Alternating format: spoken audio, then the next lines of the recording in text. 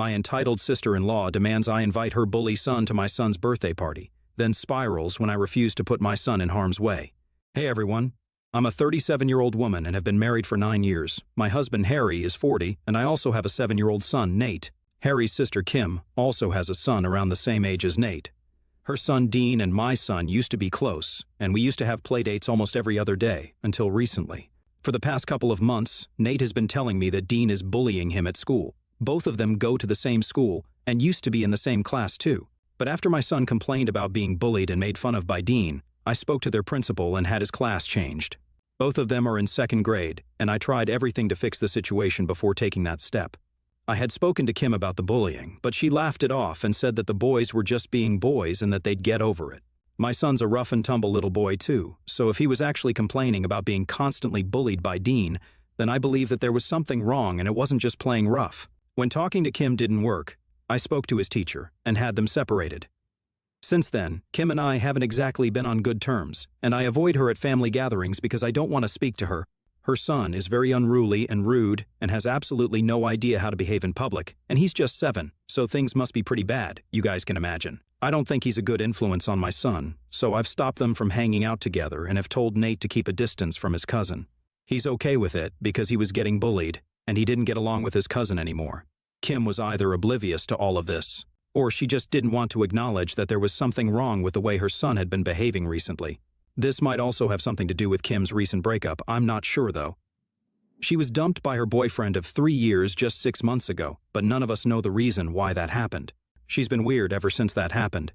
It seems like she's very detached from everyone now and only cares about herself, not even her son. She'd never married Dean's father, and they had broken up within a year of Dean's birth, but he had continued to co-parent their kid.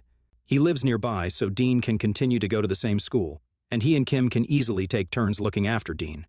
As far as I know, they're not exactly on good terms, but they're not on bad terms either. He's not really close to the family, so we don't see the guy unless it's Dean's birthday that's being celebrated or Hera at Kim's house, which is a holiday that she hosts every year. That's the only time we see the guy, and he seems like a nice person who loves his son. At Dean's last birthday, which was 3 months ago, a couple of days, before Nate and Dean were separated in school, he seemed very upset with Kim over something, but we didn't know what it was. I did guess that it must have been over Dean, since he'd been behaving badly at the party as well, but Kim was acting like there was nothing wrong with the way he'd been acting. I didn't even want to go to that party, and neither did Nate because of Dean's behavior. But my husband insisted, so we did end up going. I didn't want us to fight because of that, and I figured just making an appearance would have been enough. So we did just that and came back home, and this way everyone was happy. A few weeks after that, Nate had his class changed, and after that, Kim and I didn't meet or speak to each other one-on-one. A few days ago, I sent out invitations to a lot of moms from Nate's group because Nate was celebrating his birthday in a couple of days. I did not invite Kim and her son because Nate didn't want Dean to be there, and neither did I. But when Kim found out that I hadn't invited her but a lot of other kids had been invited, she was furious and called me to demand an explanation and to make sure her son got invited. I told her the real reason why her son wasn't invited and didn't mince my words because I thought she'd been letting her son run free and behave in a really awful way. I could understand that she'd just been through a bad breakup, but that was really no excuse to let her son be so undisciplined. Even if she believed it was all right, she could let that behavior remain confined to her own life and household, but I wasn't going to force my son and I to be a part of that. Dean had bullied Nate enough to make him not want to be around him at all, and to me, my son's well-being was more important than maintaining relationships. She was very angry and said a lot of horrible things about me and my son and then hung up. I didn't think much of it because I knew an outburst like this was bound to happen, and didn't make much of a difference to me if she didn't talk to me over this since we weren't really that close anyway. After she refused to raise her son better, I'd completely cut her off in my head. Out of love for my husband, I'd still tried to have a cordial relationship with her and attended her son's birthday, but it had been 3 months since that, and her son's behavior had only gotten worse. So now I didn't see any reason for us to force ourselves or our sons to be friends when they so clearly didn't get along with each other. My husband wasn't happy about this when he found out, but he also didn't say anything about it. Nate's birthday is coming up in 4 days, and after that phone call, Kim didn't try to talk to me about the birthday invitation. Then, 2 days ago, I had to attend a wedding, but it was out of town, so I had to stay overnight. After the wedding, my husband told me that he couldn't attend because he was busy with work, and Nate didn't want to go since he would have to skip 1 day of school, which he didn't want to do, so it was just me attending. It was a 4-hour drive to the location, and the wedding and after-party were all wrapped by 11. I called my husband once I got to the hotel to check up on him and Nate, but to my surprise, my husband told me that Nate wasn't there. I didn't understand what he was talking about because it was really late at night, so I obviously expected my son to be at home. I asked him where he was, and he told me that Nate was with Kim, which shocked me because I'd made it very clear that I didn't want her or her son around Nate at all. Not because of any personal issues, but mostly because Nate didn't want to be around them. Once I got over the shock, I snapped and asked my husband to get him back home right that instant. But he told me that I was overreacting and that they're just kids, so they could sort it out if they just had one sleepover together. Kim had apparently come by to pick my son up from our house to take him home, and my husband had let her because he thought that it was totally fine just because Kim was family. He believed that Nate had to toughen up and learn how to be friends with his cousin instead of running away like a baby. I hung up on my husband because he was talking crazy and decided to call my parents so they could go over to Kim's house and bring Nate back to their own house where he'd stay until I came back the next day. I also called the cops, who got CPS involved, and they went along with my parents to bring Nate back home. I don't know what went down there exactly, but what I did find out from my parents later on was that Nate was very upset and had definitely been crying a lot. He'd even refused to have dinner at Kim's house because of some things that Dean had said about me, which he'd undoubtedly heard from his mother. So she had sent my son to sleep without any dinner. He was glad to be out of there and go home with my parents. I didn't rest until I was sure that he was with my parents, and even then, I was shaking like a leaf because of how overwhelming this experience had been for me. I started my drive back home as soon as my son was safe with my parents, and I told the cops that I wanted to press charges against Kim and my husband. I had to be present in person for that, so I left the hotel at around 11:30 and headed straight to my parents' house. Once I'd seen my son in person and made sure he was okay, I headed over to the police station and pressed charges against both my husband and his sister. They'd been detained for a day but had been released afterwards, and they'd have to stay in the state until the charges against them had been dropped or they were acquitted. I think they'd been let off pretty easily given the seriousness of what they'd done, because essentially Kim had taken my child away from his home without my approval, and it was absolutely not okay. Maybe he wasn't physically hurt, but he was emotionally really distressed and didn't even want to go to school today because he thought he'd have to come across Kim or Dean, and that kid would end up bullying him again.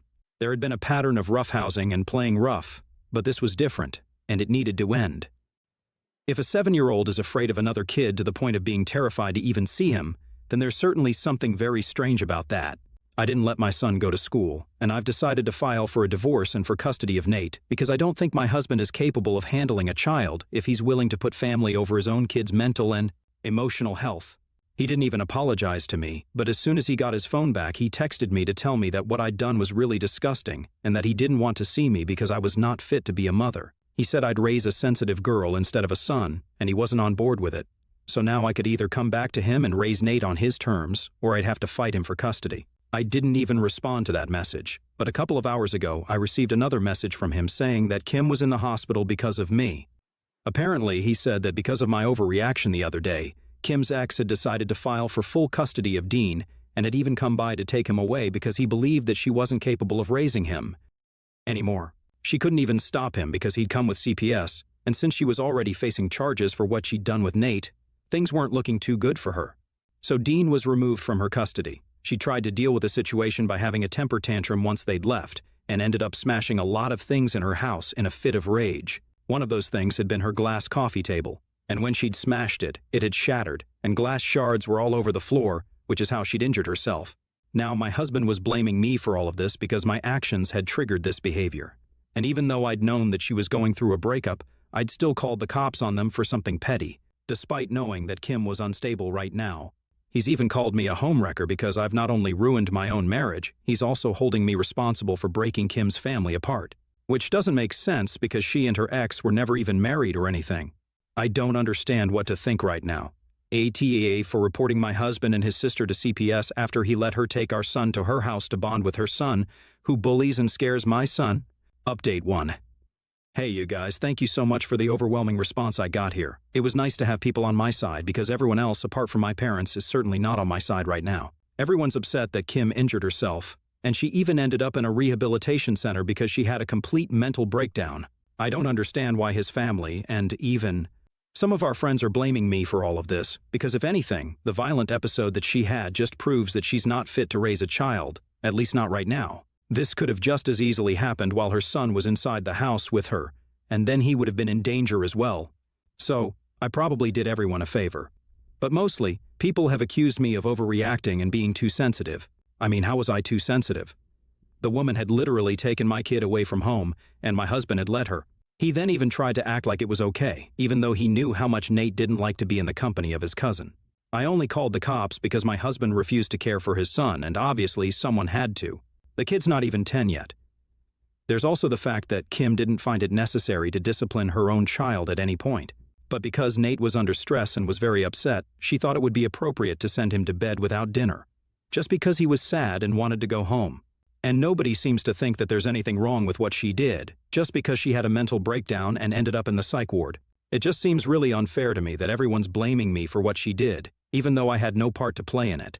If she was under so much distress, then she really should have sought professional help earlier. But she didn't, and I don't understand how that's my fault. I didn't intend to create such a chain reaction of bad things to happen to Kim. I was just trying to protect my son. I don't understand why that's so hard for certain people to accept. I've already been feeling really upset about the divorce that's going to take place, and this is certainly not helping my situation. I feel like I just had to vent and let all these feelings out somewhere, so I'm treating Reddit as my journal right now. I need a lot of mental strength to get through this because what happened with Kim was bad, and I do feel sorry for her. But I don't think lashing out at me is the right move, like most of my friends and my husband's relatives seem to think it is. My only solace is that at least Nate is happy, and he's even resumed going back to school now. He's happy now that Dean's father has taken Dean away so they can start afresh. They've moved a few blocks away, and Dean's going to another school now, from what I heard from a couple of the mothers who keep in touch with the faculty. It's not ethical to gossip about the parents, but this is the first time that the gossip has been any help to me, so I'm thankful. Nate's back to school again, and as for the divorce and custody, I've already filed for divorce and for custody. My husband's yet to be served, but I'm sure that when he is, he's not going to let this go without a fight. I've already told my lawyer to take a look at our finances because 9 years is a long time, and I don't want him to screw me over, which he might. Try to do now that he and his family suddenly hate me. I can't say this is coming as a surprise. I'd always known that he was fiercely loyal and protective of his family, but I really had never imagined that he would pick them even over us. I don't understand how he can just treat me like this after almost a decade of being together. I'm kicking myself for not letting him go the second he showed the first signs of wanting Nate and Dean to still be friends. Even after our son was being bullied. I should never have attended that damn birthday party with my son and shouldn't have dropped that fight so easily. Then maybe we could have at least ended our marriage without so much drama. But unfortunately, I thought about giving him a second chance and well, look where that landed me. Update 2. Hey guys. So today my husband responded to the divorce petition, and he isn't contesting it, which is a relief because I don't think I would have been able to handle the stress of that mentally. But he's not ready to give up custody of Nate yet, so that's going to be a problem. My lawyer and I did see this coming, and we prepared for it, so we're hoping it works out well for us. And I think it will, because after what my husband did, I don't think any judge would want Nate to remain in his custody. He also hasn't visited Nate or me ever since I left, and I've been living with my parents for a while now. He hasn't even contacted me to check up on how Nate has been doing, which is kind of surprising since he wants custody of his son, but he can't be bothered to ask how the same kid is doing. It's funny, but since it works in my favor, I'm cool with it. Nate has been asking about his father, and it's going to be tough breaking the news to him, but I'll have to do it at some point. I wasn't strong enough to do it so far, but now that I'm going through with the divorce, it feels a lot more real, and I know I'll have to let the poor guy know that his dad probably won't be around the way he used to be. I know my son's going to be just fine with me, but it still feels awful because he's still just really young and small. It breaks my heart, and I'm hoping that the love from his grandparents, and me of course, can help him feel better. But nothing ever fills the void of a father figure. I know that, and I'm really upset that I'm going to have to put my son through that. My parents have been supportive and have been taking care of Nate, and I guess it helps because they're both retired now and don't have much to do around the house. This keeps all of them occupied, and I can focus on the mediation process and my work without constantly worrying about whether Nate's emotional needs are being met or not. I mean, I do play with him and talk to him every night for about an hour before I tuck him into bed, but I constantly keep feeling guilty. Like that's not enough for him. Even though he's been really brave and hasn't complained about it even once. I just worry about whether I'm being a good mom or not, and I really hope that I am because otherwise, I don't know who I am. Update 3. This is the night before the first mediation session for the custody case. It's around 3 in the morning right now, and I'm shivering, even though it's a summer night and relatively warm because of what my psychotic, crazy, immoral, soon-to-be ex-husband just did. It started when Nate and I were just about to go to bed at around 9:30. Someone rang the doorbell, and my dad was soon in our room telling me to come downstairs because my husband was at the door. He didn't understand what was going on, and neither did I. I told him that I didn't want to speak to my husband, so he needed to go away. My dad said that he seemed totally out of sorts and suspected that he was either really drunk or on drugs. He asked me if I wanted to call the police. Before I could even answer, I heard my husband screaming out my name and then yelling out expletives directed towards me. I freaked out a little, and so did Nate. So I told my dad to call the police immediately.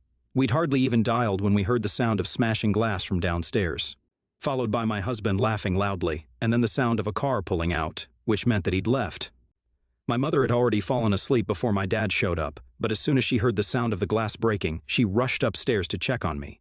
Thankfully, all of us are unharmed, but we were all really traumatized and didn't dare to move or do anything until we were sure that he wasn't loitering around anymore. We'd heard the car drive away, but we still couldn't believe that this was happening, and were scared of even breathing too loudly. When we went down to check the damage, we realized that the psycho had thrown one of the potted plants my mom keeps outside for decoration into the house through the glass window in the living room. There was glass all over the floor. After that, we wasted no time in calling the cops and pressing charges against him for destruction of property and also harassment. It turned out he had been drinking and celebrating that he had finally managed to get rid of me with his family in the house that we had lived in for so long. It was his family's bright idea to go to my house the night before the first mediation meeting to mess with me a little bit. Of course, they hadn't seen this coming, and when we came face to face at the police station, his mother was practically begging me to let this one incident slide and claiming that it was just a prank. It took me a lot of restraint, but I managed to ignore her altogether and came back home. It's been a couple of hours since, but I still haven't been able to bring myself to process any of this. It feels weird that the guy who had been the love of my life for so many years is even capable of doing something as nasty and deranged as this. Nate, thankfully, had fallen asleep, but even he was very traumatized, and kept asking if that was his father's voice that he'd heard. I didn't know how to answer that, so I just didn't say anything, and I think it's better off that way. He doesn't need to know any of this right now, he can just be a kid. I'm still in shock, but I've told my lawyer what happened. Since I don't believe my husband will be showing up for our meeting with the mediator tomorrow, I'll be filing a restraining order against him first thing in the morning. Update 4. Hi guys. I have great news for everyone here who has bothered to stay with me, commented on my posts and updates, and even reached out to me. My husband and I are divorced now. It took a while, but the court expedited our divorce process since this was a bit of an emergency for me. I also have full custody of my son now, and I don't think I'll ever have to see him or any of his family again, which is something I'm so grateful for. As far as I know, Kim is still in rehab for her mental issues or whatever, and my husband's probably going to be facing time for everything he's done. I'm going to therapy with my son to undo all the damage that he and his family have done to our mental health. We're also going on a mother-son trip soon to cheer the little guy up, and I couldn't be happier about how things turned out. It was rough for a while, but this is a new chapter of my life now, and I'm excited for what the future holds for me.